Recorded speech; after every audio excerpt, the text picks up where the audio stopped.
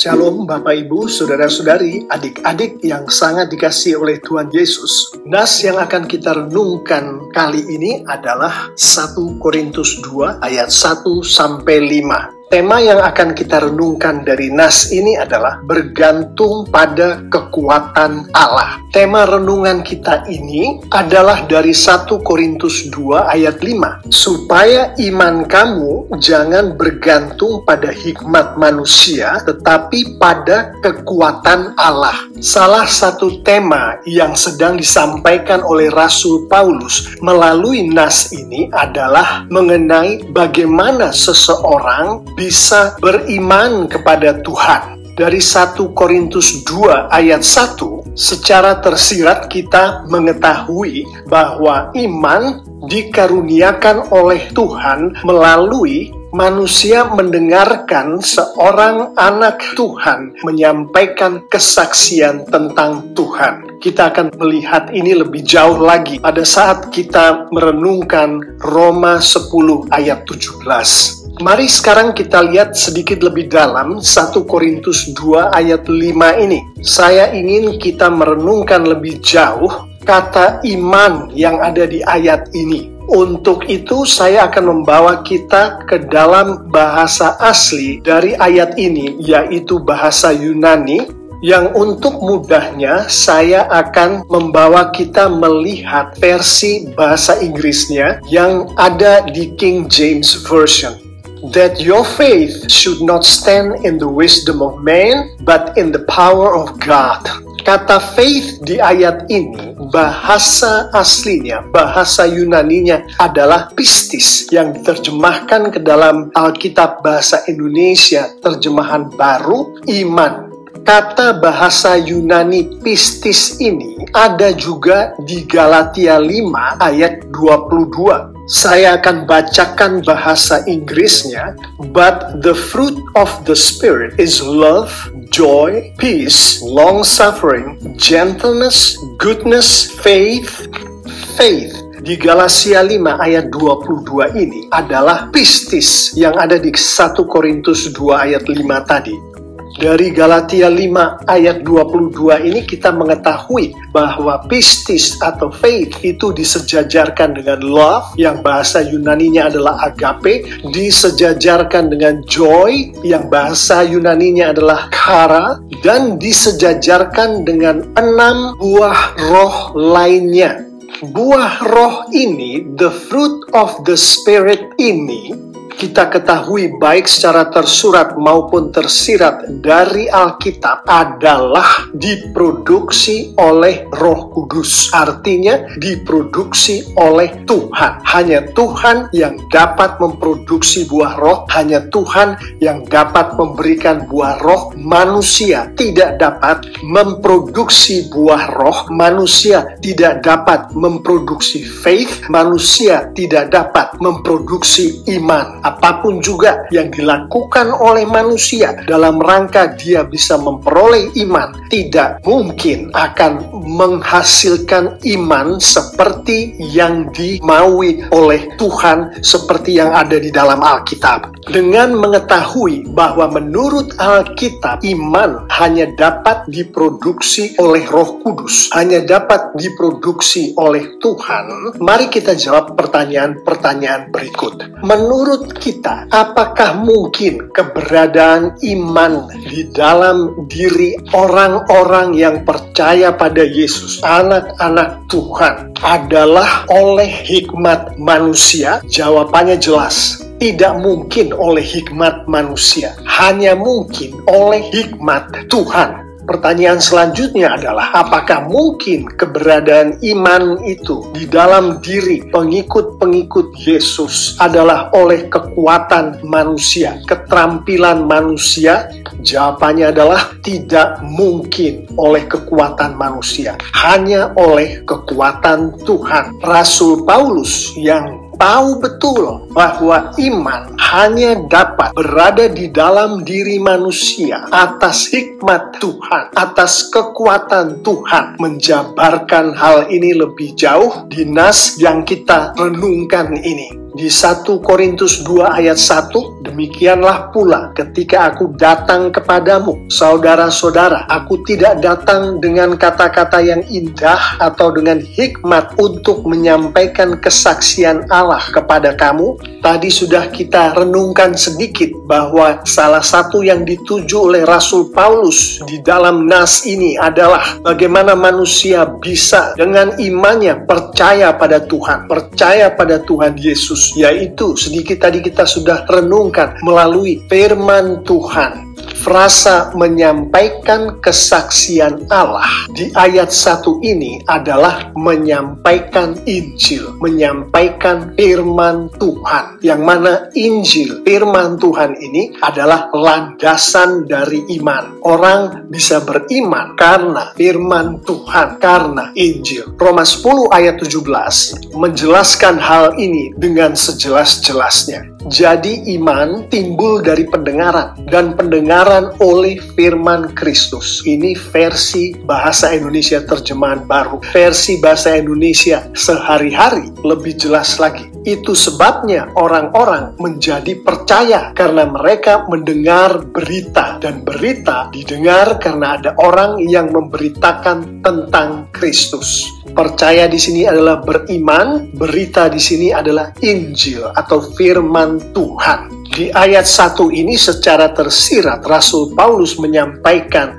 bahwa yang membuat orang percaya bukan kata-kata yang indah yang keluar dari mulut seseorang, tapi kata-kata Tuhan yang diucapkan dari mulut seseorang dengan kekuatan Roh Kudus. Kata-kata Tuhan ini adalah firman Tuhan. Paulus juga menyampaikan yang membuat orang percaya bukan hikmat yang dimiliki oleh Paulus ataupun manusia manapun juga, tetapi hikmat Tuhan. Hikmat Tuhan ini ada di dalam firman Tuhan. Dengan kata lain, Rasul Paulus di sini mengatakan bahwa iman diproduksi dengan firman Tuhan. Yang memproduksi adalah Tuhan. Tuhan mempergunakan firman Tuhan untuk memproduksi iman. Di ayat 2, sebab aku telah memutuskan untuk tidak mengetahui apa-apa di antara kamu selain Yesus Kristus, yaitu Dia yang disalibkan. Rasul Paulus menjelaskan lebih jauh kesaksian Allah macam apa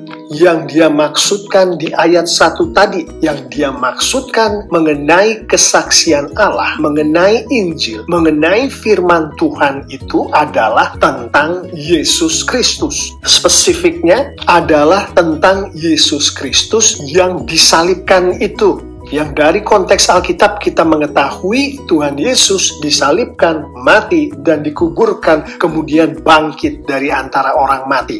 Landasan iman yang dibicarakan Rasul Paulus ini yaitu mengenai Injil, mengenai firman Tuhan, mengenai kesaksian akan Allah adalah Yesus Kristus yang disalibkan itu. Di ayat 3, aku juga telah datang kepadamu dalam kelemahan dan dengan sangat takut dan gentar. Rasul Paulus menunjukkan manners atau perilaku di dalam Rasul Paulus menyampaikan Injil atau firman Tuhan ini, yaitu dengan menyatakan kepada orang bahwa dirinya lemah di dalam menyampaikan Injil ini.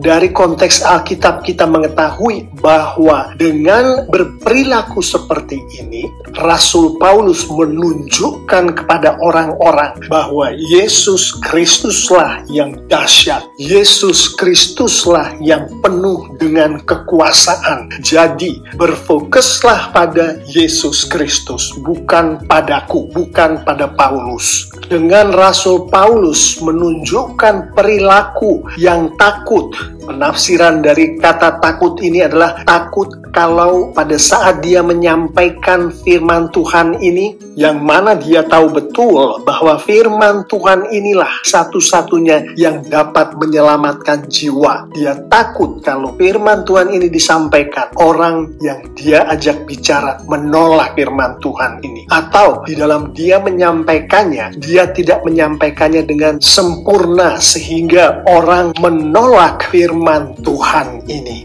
Yang mana dengan menunjukkan perilaku takut ini, Paulus sedang menyampaikan kepada semua orang bahwa Yesus Kristuslah yang memberikan semangat. Yesus Kristuslah yang menyempurnakan apa yang Rasul Paulus sampaikan. Dengan Rasul Paulus berperilaku gentar. Salah satu tafsiran dari kata gentar ini adalah gentar akan persekusi yang begitu dahsyat yang dihadapi oleh Rasul Paulus di waktu-waktu sebelumnya. Dengan perilaku gentar ini, Rasul Paulus menunjukkan kepada seluruh dunia, Yesus Kristuslah yang memberikan Rasul Paulus keberanian. Itulah yang ditunjukkan oleh Rasul Paulus di ayat 3 ini, bahwa semangat yang dia miliki, kesempurnaan yang dia miliki, keberanian yang dia miliki, datangnya bukan dari dia, bukan dari Rasul Paulus, datangnya dari Yesus Kristus. Di ayat 4, baik perkataanku maupun pemberitaanku tidak kusampaikan dengan kata-kata hikmat yang meyakinkan, tetapi dengan keyakinan akan kekuatan roh. Rasul Paulus menunjukkan sikapnya, sikap Rasul Paulus di dalam dia menyampaikan kesaksian Allah itu, menyampaikan Injil itu. Yaitu Rasul Paulus bukan yakin atas kehebatan kata-katanya, yaitu Rasul Paulus bukan yakin atas keluar biasaan hikmatnya, tetapi Rasul Paulus yakin akan kekuatan dan hikmat Tuhan yang datangnya dari Tuhan melalui Roh Kudus yang ada di dalam diri Rasul Paulus. Intinya adalah di dalam Rasul Paulus menghidupi panggilan Tuhan di dalam kehidupannya, yaitu menjadi hamba Tuhan, yang mana sebagai hamba Tuhan Rasul Paulus dikehendaki oleh Tuhan untuk menyampaikan kesaksian akan Tuhan, kesaksian akan Allah, kesaksian akan Tuhan Yesus. Rasul Paulus sepenuhnya bergantung pada hikmat Tuhan dan pada kekuatan Tuhan yang datangnya dari Roh Kudus Tuhan yang ada di dalam dirinya, diri Paulus. Dan dengan begitu Tuhan memberkati orang dengan keselamatan. Dan dengan begitu Tuhan memberkati orang dengan kehidupan yang kekal. Dan dengan begitu Tuhan membawa orang-orang ke dalam keluarga Tuhan. Dan dengan begitu Tuhan memberkati orang-orang yang dilawat oleh Roh Kudus Tuhan. Saya akan menutup renungan kita kali ini dengan beberapa penerapan. Dari Matius 28 ayat 19 sampai 20 yang adalah amanat agung Tuhan Yesus, dan dari konteks Alkitab secara keseluruhan, kita anak-anak Tuhan tahu betul bahwa Tuhan kita, Tuhan Yesus Kristus, menghendaki kita semua anak-anaknya untuk bersaksi baginya, bersaksi akan Tuhan Yesus Kristus, akan penyalipannya, kematiannya, kebangkitannya.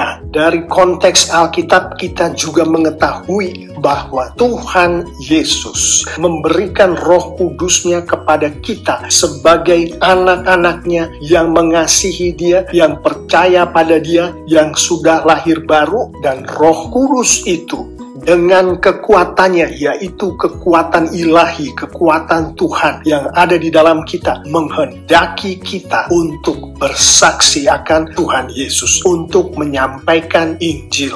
Inilah yang disampaikan oleh Rasul Paulus kepada jemaat Tuhan di Korintus. Inilah pula yang disampaikan oleh firman Tuhan di dalam renungan kita kali ini, yaitu agar kita semua anak-anak Tuhan menyampaikan kesaksian akan Tuhan Yesus. Dengan demikian, penerapan pertama adalah marilah kita semua membaca dan mengerti firman Tuhan. membaca dan mengerti Alkitab yang adalah landasan bagi iman kita itu.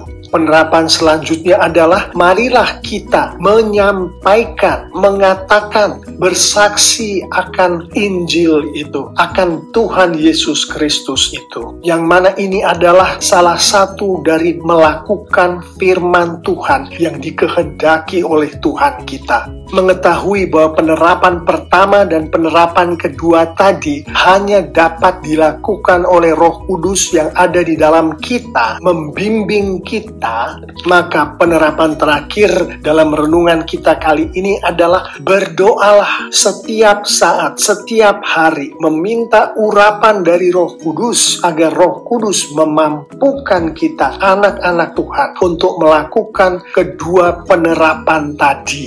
Saya mengimani Bapak, Ibu, Saudara-saudari, adik-adik yang sangat dikasihi oleh Tuhan Yesus, kalau kita melakukan firman Tuhan ini di dalam kehidupan kita, maka Tuhan kita akan dipermuliakan dengan luar biasa. Dan Alkitab menunjukkan secara tersurat dan tersirat, anak-anak Tuhan yang memuliakan Tuhan akan diberkati oleh Tuhan dengan luar biasa pula. Amin.